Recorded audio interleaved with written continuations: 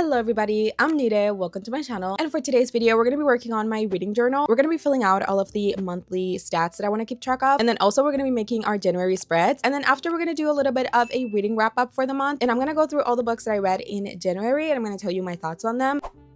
If you didn't see my 2026 reading journal setup video, this is actually my very first time keeping a reading journal. So I am like super excited to make my spreads for January. I already have like an idea of what I want to do. I have something sketched out. So I am again super excited for this. So hopefully it turns out good, but I'm trying not to be a perfectionist about this. I do want this to be a fun experience. So I'm going to try my best to make it look good, but if I mess up something, it's fine. I'm not going to think too much about it. So let's go ahead and get started working on my reading journal. All right, so here's my reading journal. If you saw my setting up video that I did for my Bookmas series, then you are already a little bit familiar with the setup of this. But here's my cover page. I kept this journal very simple. I didn't want it to be something that I dreaded doing. So I am very much going into this thinking about, making simple spreads and just trying not to be a perfectionist about it and just enjoying it. Our main theme for the yearly spreads are sunflowers, and our color scheme is green and yellow. So you're going to be seeing that a lot throughout a few of the spreads. So like I said, this is my cover page.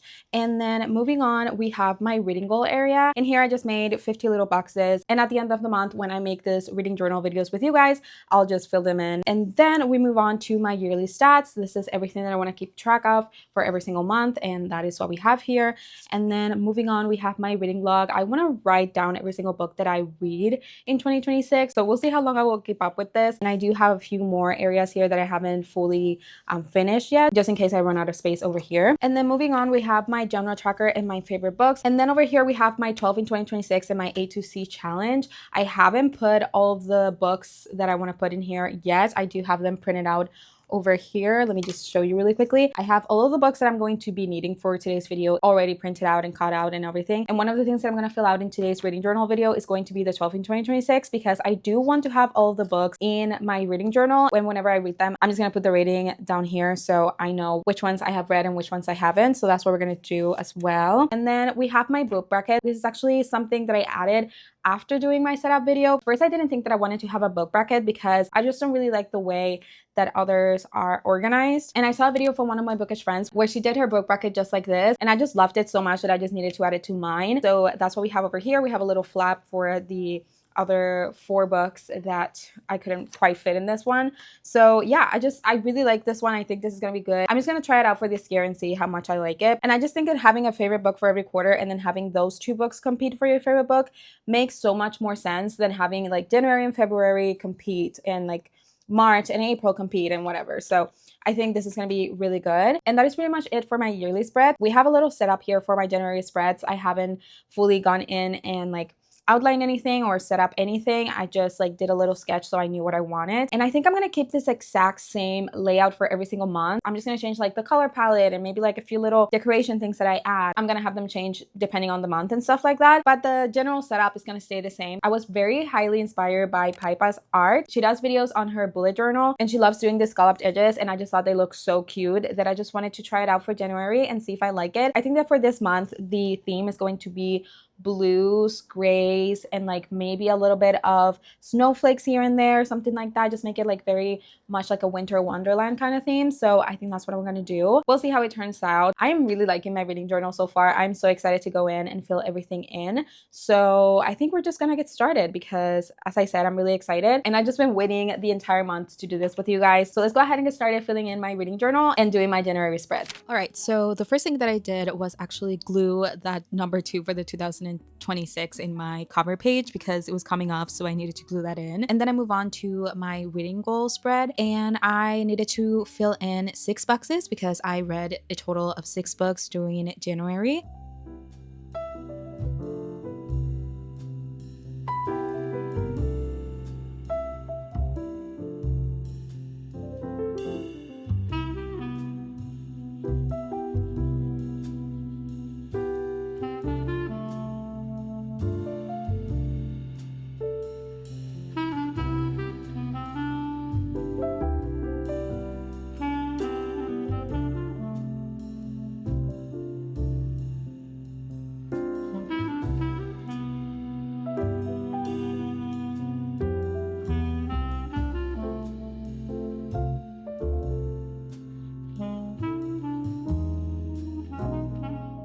So here I am writing in my reading log, which I don't think is going to be a spread that I'm going to continue using, to be honest. I don't think that I really need to write down every single book that I read when I'm going to be showing that information in my monthly spread. So I don't think that I'm going to use this one moving forward.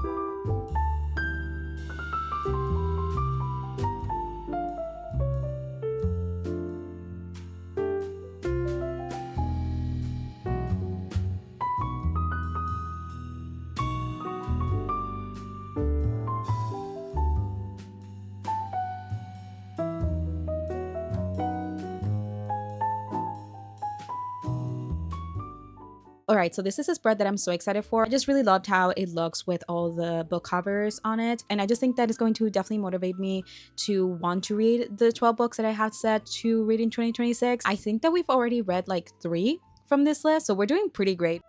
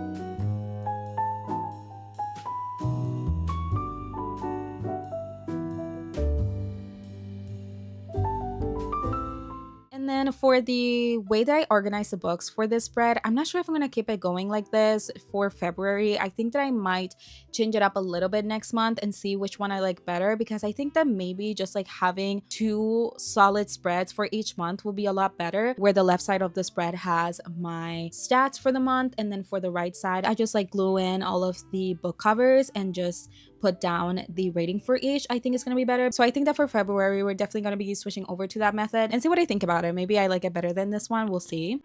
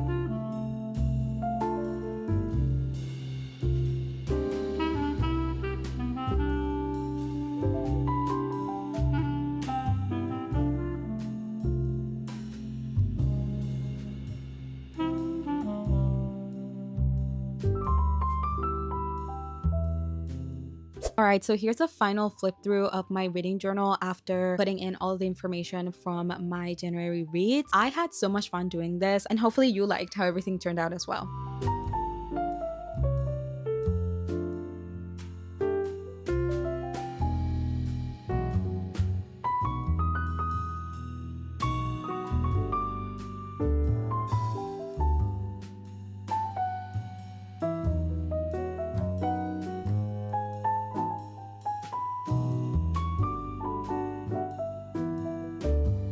All right, so it is time for my January reading wrap up. I hope you enjoyed seeing my reading journal. As of this moment, I actually don't know how it turned out because I'm filming this before I film my reading journal setup. So hopefully it turned out good. I'm still getting the hang of filming myself doing the reading journal because I just never done that before. So hopefully everything went smoothly. But right now it is time to talk about the 6 books that I read in January. I actually set a TBR of 4 books for the month of January because I wanted to do a lot of mood reading. And out of these 4 books, I actually ended up reading 3 of them. I am not mad about that. I'm actually pretty happy with that number. We read pretty much all of it except for 1. So I'm counting this as a win for me. And then moving on to a few little stats about my reading month. Like I said, I read a total of 6 books. My top genres for the month were thriller, science fiction, romance, and mystery. And then finally, my average rating was 3.17, which is not bad. It's not great, but it's not bad. I definitely think that I disliked most of the books that I read this month, but the ones that I did like, I really enjoyed. But I'm really happy with the books that I was able to get to during January, so it is fine. All right, so the first 2 books that I read in the month of January were actually picked by my friend Rachel because we did a little collab video where she picked some of my reads and I picked some of hers. And the first book that I was able to read for that video was Red Rising by Pierce Brown. I had so many high expectations going into this book. I have seen it everywhere in the book community, like everybody has been talking about it, and I really had high hopes for it because I was really intrigued by the premise. This book is a science fiction about a community of people that live on Mars, and they are part of the society where the social classes are divided by colors. And so the top people, you know, the people who have the most rights and the people who are like the top people in their society, they are the golds, and the lower classes are the reds. The reds are actually working on Mars, and they're working on having Mars be habitable for other people because Earth has become uninhabitable, and so they believe they're working to someday be able to bring people over and have them live on Mars. However, our main character finds out they've actually been lied to for years, and people have been living on the surface of Mars for years, and they just didn't know about it, and they've basically been working their lives off to provide for them and to make sure that they're well off when they're living in like this really awful conditions and they have like barely things to eat. So it is definitely a very unique and intriguing premise, or at least it was for me. However, after the first 100 pages, our character gets into like this situation. I just don't want to say exactly what it is because I don't want to give any spoilers, and we're stuck in there for the rest of the book. Like the same thing happens over and over again, and I just found it very tedious, very repetitive, and I kind of just lost interest.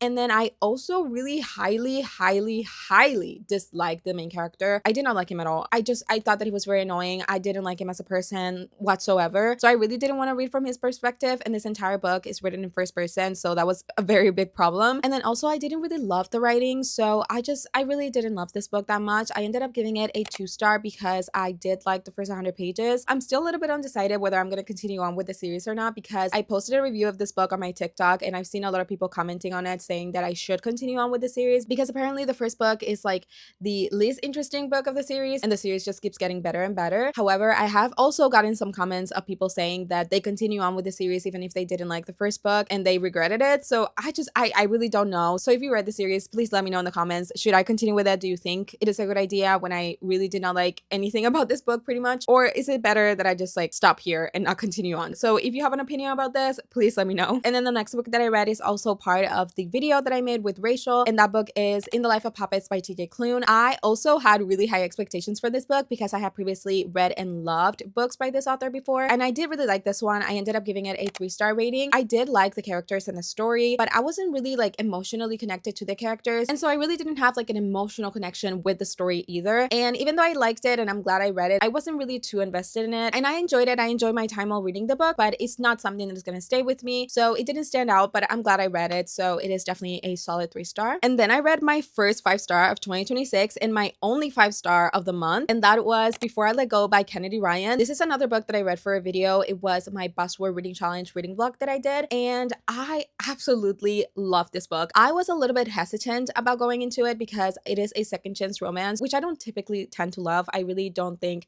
that second chance romances are for me, but this book was phenomenal. The writing, the story, the characters, I said this like over and over again over on my reading vlog, but it just felt so real. The writing made the story and the characters feel so real, and we were seeing them go through real life situations, and I just had a great time with it. I love Jasmine. She's one of my favorite female main characters right now. Her friends, in love with them. I just had a great time with this book. It is definitely a heavy book, so if you are going to pick it up, I definitely recommend you check out trigger warnings. The characters do go through a lot of very heavy and very sad situations, but I definitely recommend it. I'm so mad that I waited until now to pick it up because it's been on my TBR for quite a bit, and I put it on different monthly TBRs, and I never got to it for some reason, and I just absolutely love it. I am definitely going to be continuing on with this series, and I'm definitely going to be reading more from Kennedy Ryan. I'm most probably going to put the next book on my February TBR. I absolutely loved it. I highly, highly recommend it. Again, if it's on your TBR, if it's something that you've been putting off, pick it up right now. Pick it up right now. Even if you don't think you're a fan of second chance romance, just pick it up, read it, and you'll thank me later. The next book that I read was Dark Sister by Christy DeMister. This is a horror book where we follow 3 different women that live in the same town, but years apart. We follow one that's from the 1700s, one from 1953, and then one from 2007. And this place is known to be cursed because women suddenly get sick and they just don't know what brings it on and why only women are the ones that are getting sick. And I really, really enjoyed this book. I ended up giving it a 4-star rating. The only reason why this wasn't a 5-star was because I really did not like the ending. I thought that it was very rushed. When I had about 50 pages left, I was questioning how this book was going to end because we had so many things to wrap up and we only have like 50 pages. And so the ending was a little bit rushed and I didn't love that, but the story was really good. I would highly recommend you check trigger warnings. This is a horror book, so there's definitely things that go down in here that are maybe not the best thing to go into blind. So I definitely recommend you check trigger warnings before going into this, but I did really enjoy it. The next book that I read, I actually listened to on audio, and that was The 7.5 Deaths of Evelyn Hardcastle. I ended up giving this book a 1-star rating. I did not like this whatsoever. This was so boring, and the ending was so infuriating when we find out what is going on and why the people are doing what they're doing. I was not having it. I was not having it. And the decision that the main character made, no. If you read this book, you know what I'm talking about, but I was flabbergasted. I was like, I cannot believe this person is doing what they're doing right now. So yeah, I really did not like it. I did go into this book thinking it was going to be something very different than what it was. So that is something that also could have affected my reading experience. So I really did not like it. So I wouldn't recommend it. However, I did really enjoy the last book that I read in January, and that is Violet Tissawade Is Not a Villain Anymore by Emily Kremfold. This was such a good book. I ended up giving this book a 4-star rating. I had the absolute best time while reading this book. I loved the characters, loved the story. The romance was fantastic. I was literally giggling and like kicking my feet up and all that because it was so good. The romance was phenomenal. The store signs were so cute. If you know, you know. This is an adult cozy fantasy. In this book, we follow Violet Tissawade, who was the sidekick of an evil villain. And one day the villain gets defeated and the hero that saved everybody from him decided to give Violet a second chance. Something about her just made her think that maybe she should, you know, get a second chance and start a new life while being good. Violet accepted, and so she's now living in Dragon Rest, which I think that was the name of the town. I'm not 100% sure. Trying to be good, she opened up a flower shop, and the 2 owners of the space that she's renting are twins who also own a shop next to her flower shop. And we just see, you know, her trying to be good, meeting new people, being part of the community, and just trying to be better. We see her falling in love, and I just had such a great time with this. I was very much expecting to give it like maybe a 3-star, but this definitely surprised me. The book is gorgeous. First of all, the cover, stunning. The back cover, stunning. Every chapter has like a beautiful design of flowers. It has like chapter names, and you know the store signs that I talked about earlier. We also get to see them. They're drawn in, and you see the actual like store signs, and I just had a great time with this book. The only reason why it wasn't a 5-star was because it just didn't feel like one. Okay, it just didn't feel like a 5-star. I'm just trying to be a little bit more picky with giving out 5 stars, but I really did like this. I would highly recommend you pick it up if you like cozy fantasy, if you like morally great characters, if you like fantasy settings, pick this up. And it's actually a debut, I think. So I'm definitely going to be on the lookout for anything else that Emily Kremfold writes because absolutely love this, and it did end in a way that it could possibly continue on as a series. So I'm gonna be on the lookout for it because I really enjoyed this. All right, so we have come to the end of the video. I hope you enjoyed it. I think this is how I'm gonna do my wrap up videos from now on, because I do want to keep up with my reading journal and I also want to film wrap up. So I think I'm just gonna combine them and I'm just gonna have my reading journal and my wrap up in the same video. So hopefully you enjoyed this video. If you did, don't forget to leave a thumbs up, and also don't forget to subscribe if you have not done so already. I try to upload a bookish video at least once a week. At least that's the goal. So if that's something that interests you, please don't forget to subscribe, and I'll see you in my next video.